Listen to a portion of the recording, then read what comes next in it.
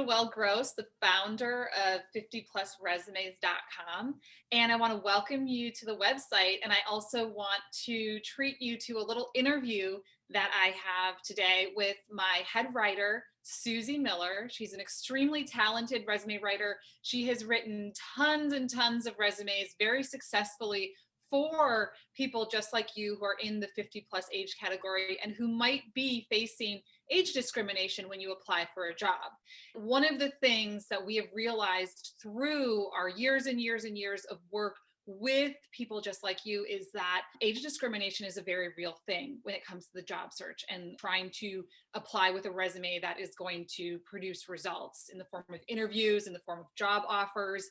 This is why we've realized it's so important that you have a resume that really represents your brand in the strongest way possible. That's why I brought SOOZY Miller here today to talk to us about what goes into writing a really strong resume if you are experiencing fears about ageism. Specifically, we're going to talk about 3 categories of individuals where this seems to occur the most often, where people really start to run into problems. The first category would be people who are going through a career change or trying to make a pivot. Maybe you've worked your entire career in one industry and now you're trying to make a switch. You've maybe found that you're more fulfilled in another career direction. So how can you take all those years of experience and really bundle them up and make them look like they're a fit for where you want to go? The second category of folks who really can struggle with ageism, people who are executives, people who are at the top of their game. They're trying to continue on building their career. They're trying to demonstrate their leadership qualities in a way that sets them apart from the other applicants who are vying for those roles.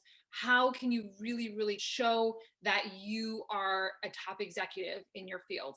And last but not least, the workforce relaunch folks. A lot of people that come to us in the 50 plus age category are people who have taken time off to raise a family, to support a parent in need.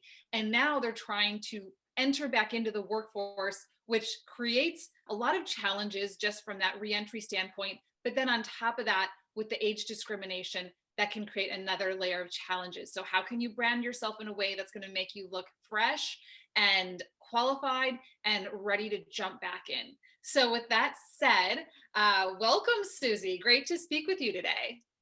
Thank you. It's great to be here.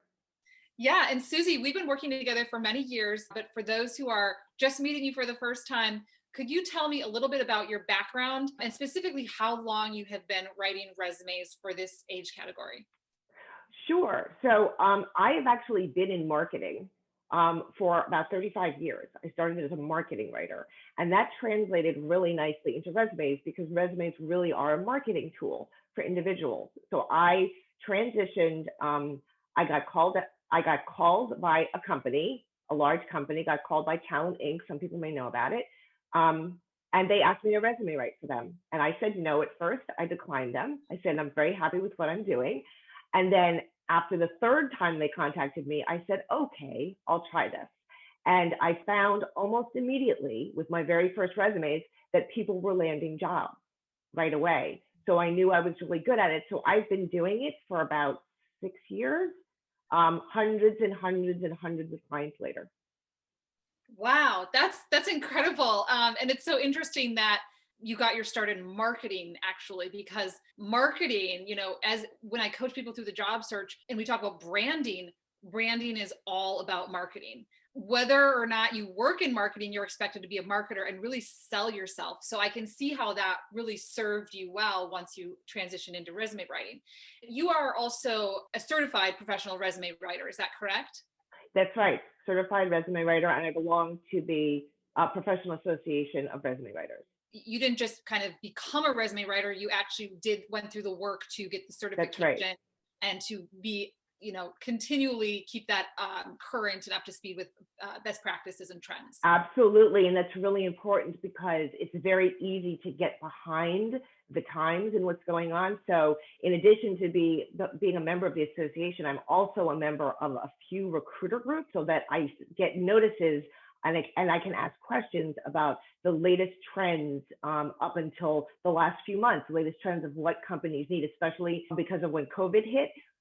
Trends changed, hiring methods changed, and hiring cycles changed. So it's important for me to keep up with what's going on in the world in terms of hiring so that I can best advise clients. Awesome. And you are one of hundreds, probably thousands of resume writers out there. Anyone who's in the job search, anyone who goes to Google and starts to search for resume writers will discover that very quickly. It's a very competitive market. Why should they work with you? What makes you better than other writers out there? I take a slightly different perspective. Again, I take a marketing perspective. I actually tell the client, your satisfaction with the resume is only about 50% of the equation. You know who else has to be happy with the resume? Recruiters and the hiring team. So you want to make them happy as well. A lot of resume writers out there will also treat the resume like a story, or they will treat it like a personal profile. And I like to treat it, again, from my marketing background, I like to treat it as a marketing tool. You're marketing your experience, you're marketing your personal brand to the company. You're trying to match your skills and experience to what the company needs. And that helps to sell you. And the results speak for themselves. Clients land offer interviews, offers, and jobs very quickly. Wow. And that was going to be my next point, is that when someone's looking to work with a resume writer, what should they be looking for? And the answer to that, I think you shared it, is you need to look for someone who produces results, who actually writes a resume that lands interviews. What is your interview land rate? When clients follow our methodology, they will land at least one interview within a week, sometimes within 24 hours. They'll land an interview with at least one interview in 1 week, and then at least one job offer within 3 months, usually more, but at least one. But when they follow our instruction, if they don't follow all the instruction, then they might have more of an issue. And expand upon that a little. What do you mean follow our methodology or instruction? Because if I'm someone who's going to purchase resume services, don't you just write me the resume and then that's it? Or, talk to me a little bit about the process and what the methodology is. A lot of people think that if they write one resume, they can use that one resume to apply to multiple positions. And we have discovered through research and I've talked to recruiters about this, is that one resume doesn't work for every job. The language with the job postings changes. So the language in the resume should change. I'm not talking about rewriting the whole resume every time. The way we create resumes is we focus their experience in the experience field, in the experience part of the resume. We focus it to show their expertise and their value. And then the top sections are used for resume tailoring. And that's super important for getting through applicant tracking systems and showing that you can speak the language of the company. It makes a lot of sense when you put it that way, because I think a lot of people think about the resume as this is the thing that lands me the job, but that's really, really a myth. I mean, the resume is intended nowadays to get you through that ATS system. Once it hits that recruiter's desk, within 6 seconds of scanning your resume, they say, okay, this is someone I want to call and talk to. And it's in that follow-up phone call or conversation with whomever receives your resume, that's where you continue to sell yourself. So the resume kind of stops selling you at that point, and it's really you that have to sell yourself. So the resume serves a very specific function of kind of getting past the ATS, getting past the 6 second scan, and making it to a place where you're now talking with someone and continuing to sell yourself. Just so you know, Glassdoor, the company just did a survey of recruiters. It turns out that 6 seconds has gone up to 7.2. Well, there we go. Learn something new every day. So to kind of sum it all up then, in terms of what to look for when you're working with a resume writer, is really someone that can produce results. So if you're searching the web, you got to find a writer who can really speak to the success of their resumes. And that oftentimes requires a collaborative process. The writer has to get to know you. They have to understand your professional value. There has to be some sort of engagement throughout the writing process. It's never a good idea, I think, to just kind of shoot your resume off to a company who's not going to talk to you, or just kind of going to turn something around quick, because they're not really getting underneath kind of all the value that you potentially may have buried or experience that you may not have represented on your draft of the resume. And that's actually an important point, because people hide their value very well. Even executives, even high-level executives, hide their value very well. I spend more time with clients helping them bring out their value on the resume than doing anything else. You would think executives, they naturally would know how to sell themselves. I mean, they're very accomplished individuals. They've built very good careers. Talk to me about executive resumes specifically, because I know that's one audience we serve at 50plusresumes.com. What problems do executives run into when it comes to resume writing, and how do you help them through that? Well, as I said, the number one challenge that they have is the value, because they have to remember that they are applying to this job and they think they're a match. However, there are how many other thousands of candidates also with their same experience applying to that same job. They have to understand that, yes, they have this great experience, but until they put it on paper, it's not going to make as much of a difference. They also have to worry about ageism, because if they're going for a leadership position at a younger company, especially a technology company, which tends to have younger employees, they're going to face ageism. And so we work on doing that. And that has to do with how you present the older positions. And it also, I recommend that executives do what's called a DISC assessment, which is a leadership, soft skills, communication, interpersonal strengths assessment, and that information goes on their resume, and they can also present it to recruiters. It's about demonstrating their specific expertise, their specific value that they have brought to each company. And recruiters don't just want to know what they've done, they want to know the impact that it has had on the companies they've worked for. And that is key. So many executives say what they have done on their resume. They don't say how it benefited the companies that they've worked for. And that is really crucial. So again, I spend a lot of time helping executives display their information in the best possible way for their particular choice for their next path. I know specifically when we're thinking about like the resume we maybe used for years and years to apply for jobs, and then we start to get to that executive level and we think, well, I can just use the same resume, just kind of tailor it, update my experience. But in fact, I've seen with some of the resumes that you've done for the 50 plus audience is you really, you'll add some new and creative sections. Like you might add their career highlights up top, so they're not buried in the bottom of the resume. You might, maybe the executive has a tagline or something that they're known for, or their philosophy, their leadership philosophy. Sometimes we put that right up at top as well. There's a little bit strategy plus creativity that can go into enhancing an executive resume. Right. Yes, they do need a little bit more. And with executives, they have more experience. So once we work with them to pull out that value and that expertise, there's more information to play with to then go into a little more creativity to express their unique leadership qualities.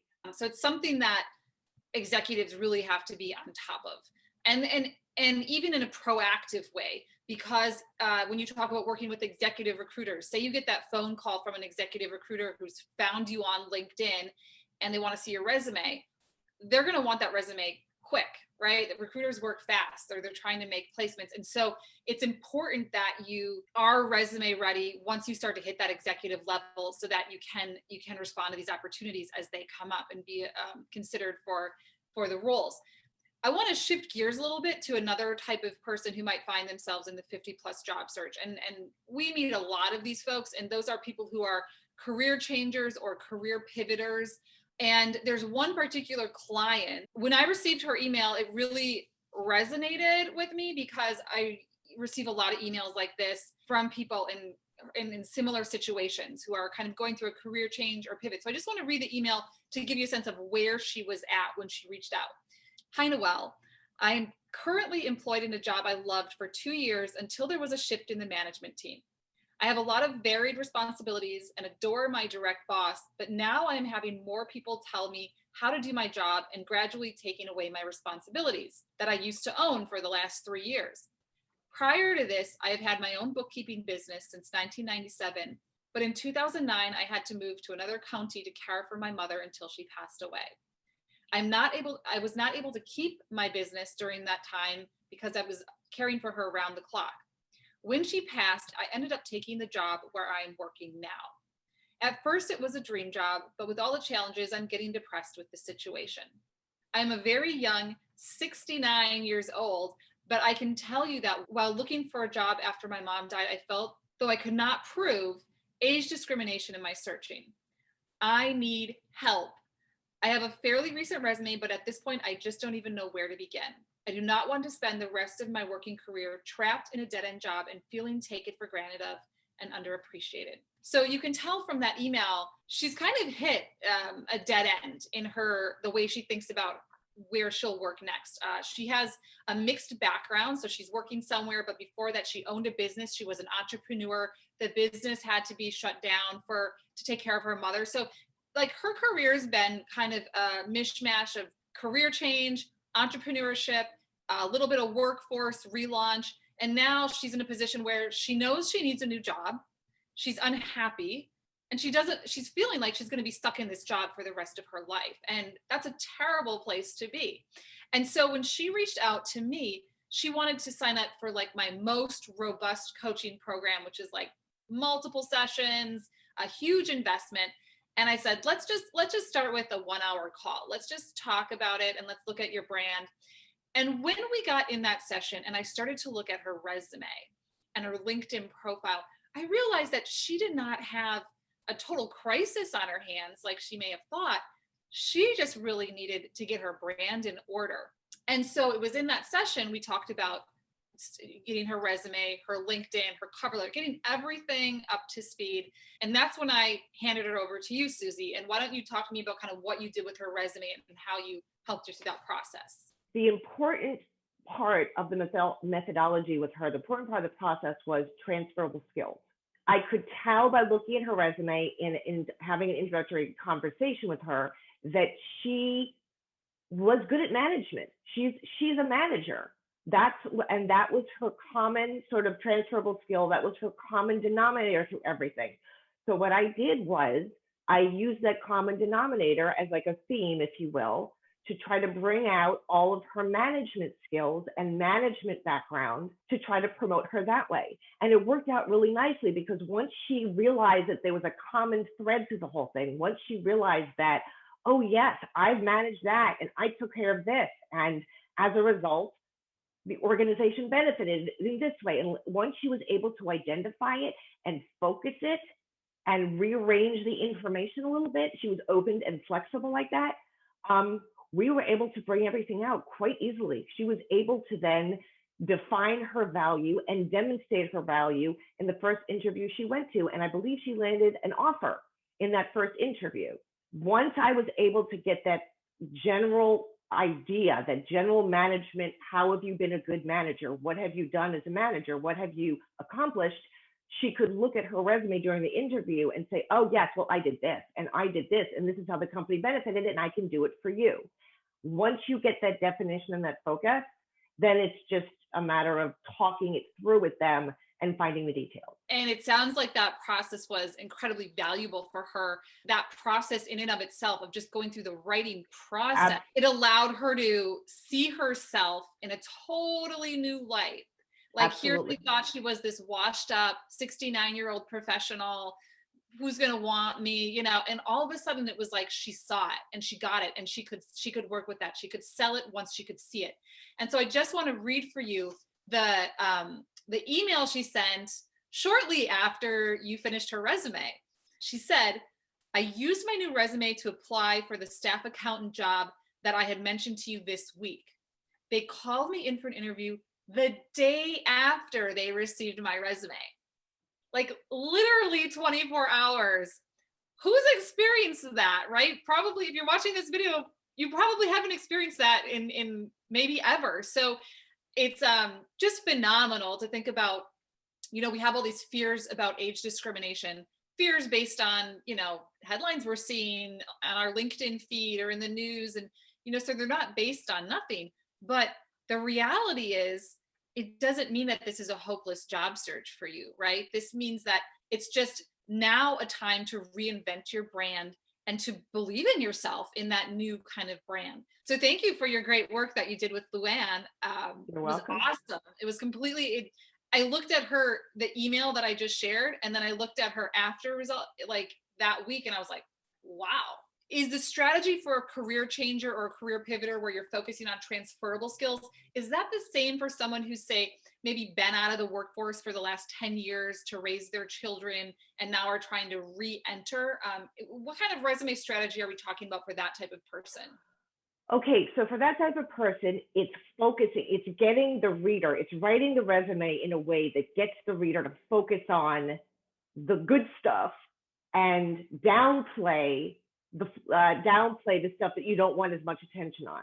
And that again is just a matter of being able to bring out the value for your accomplishments and then downplaying the stuff that you don't necessarily want to talk about. Now, you want to put everything truthfully on the resume. It's just a matter of how you present it. So if you have a lot of accomplishments at companies and you have a lot of those bullet points to demonstrate those accomplishments, believe me, the recruiter is going to concentrate on those and is going to concentrate less on the, I don't want to say flaws, but less on the less desirable aspects of your experience. I have similar things with people that don't have college degrees. They get really nervous about not having a specific college degree. So I put in for them what their major is, and I put in the name of the university or the college, and then I proceed to emphasize their experience in the experience section, because I tell them, if a company likes your experience enough and it matches what the company needs, and they like that section, they like your expertise, they like what you've done, they're going to pay less attention to your education. Your education or your lack of education won't matter as much. So it's about, for anyone that is wary about their situation, whatever their situation is, it's about emphasizing the value, emphasizing the positive, emphasizing the accomplishments, and de-emphasizing the other stuff. Putting your best foot forward, right? And being able to talk about it, putting your best foot forward. But because we go through the process of bringing out the value, you can talk about those specific accomplishments in an interview. You can demonstrate, you can enumerate, you can show specific details about accomplishments. And that goes a long way in an interview. I like to say, if you can see it, you can believe it. You know, once they can see it, and that's what we help them do, is help them see it in the form of a resume or a LinkedIn profile or a cover letter. One of the biggest questions I get when people are looking for resume writing help is, well, have you worked with someone in my industry? And, you know, oftentimes people are concerned that if you haven't written in their industry extensively, that you're not going to be able to produce a very solid resume. That, quite frankly, is a myth. So, and we know that from experience.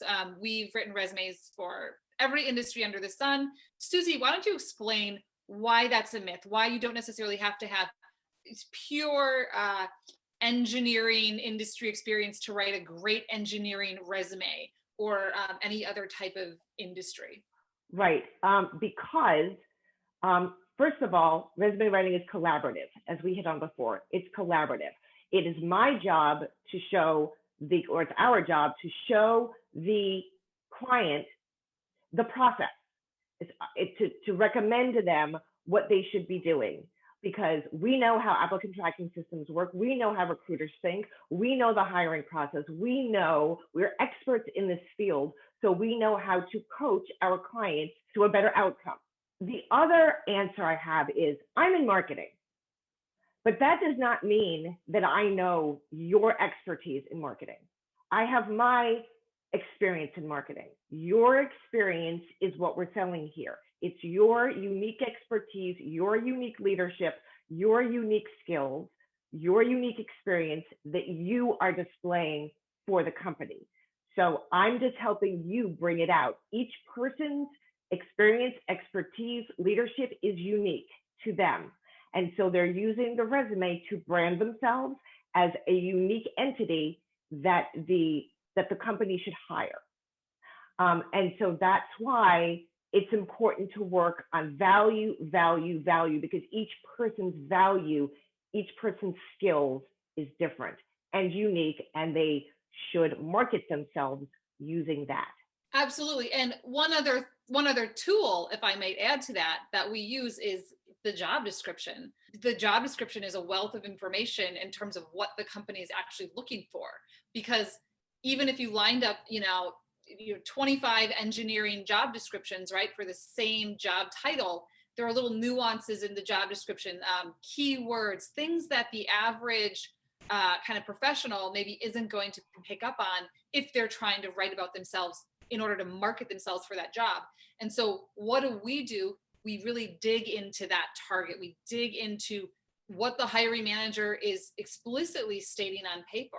That, I think, would be another key piece that goes into kind of writing about any industry, is that there's that kind of research component that we marry to the individual's experience and pulling the relevant experience out. It's really, it's marketing, it's research, it's again, being able to demonstrate your value. Because companies want to know, especially with executives, companies want to know, what are you going to do for us when we pay you this executive salary? What results are you going to bring to us when we invest in you? And they want to know that right away. They want to know what value brought to other companies that you could bring to them for the salary they're going to pay you. So a lot that goes into the resume writing process, the longer you're in your career.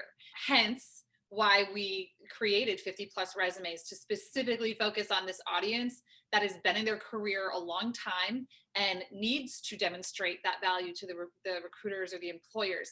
Thank you very much, SOOZY, for spending this time with me. I want to invite you to check us out at 50plusresumes.com. We're here to help you and to really make you shine. So thank you so much. Thank you.